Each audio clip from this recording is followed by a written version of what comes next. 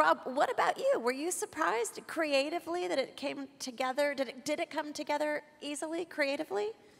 No. No. What were your challenges? Well, it's funny because when Chris Aronoff, I think, contacted me first, one of the producers, and they sent me the script, and I was like, I don't know, I don't want to do, like, it was with Regent, I was like, I don't want to make a, I'm not normally attracted to the faith-based films because usually they're easy. Like the stories are easy, the changes, the bad, you know, if you're not a Christian, you're evil, and it's just, they're kind of not something that, I'm not saying they're bad movies, it's just not something that I'm usually interested in. And then I read, you'll see, the opening scene, and I was like, oh, wow, way to go, Sean. I already know Sean. And I was like, that's not what I was expecting. That's pretty dicey. And there's gray areas, and it's tricky, and so, you know, we're in a town that has a lot of production, but this is, you know, this is a low-budget movie, and we couldn't afford a lot of the local crew.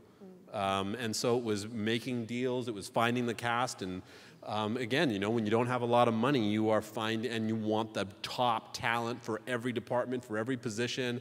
It's doing a lot of auditions, and we were just very fortunate. Like, she's friends with, Aaron is friends with Chelsea. We would never have gotten Aaron if it weren't for Chelsea.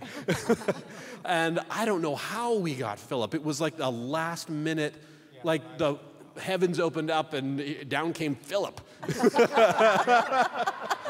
That's going to show up on his website, that quote right there. Thank you, thank you. Heavens opened up and down came Philip. You'll see Joe, who plays the pastor, is a guy who I killed in a movie a couple movies ago, who I just love I just love working with him. What's that? Guess we don't need to see that movie now. Yeah, yeah. We told you he was going to tell you who dies at the end of the film, so now we know.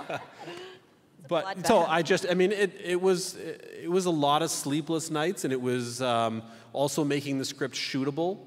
You know, there's so many things that you just don't think of when you read a script the first time. When you actually start trying to make the movie, you're like, we can only go to this cemetery for one night, and we have to have lights out because of the community by midnight, so we only have 3 hours of workable darkness, and it's just all these logistics that then you have to change the script because there was a lot happened in that cemetery. So it was, you know, and to Sean's credit, we made some hard changes that last week, and I called him in a panic, and he came over like in the middle of the night and worked in his office and wrote things that I'm not even sure he wanted to write, but he did it, and he delivered it, and I was like, these are fantastic pages.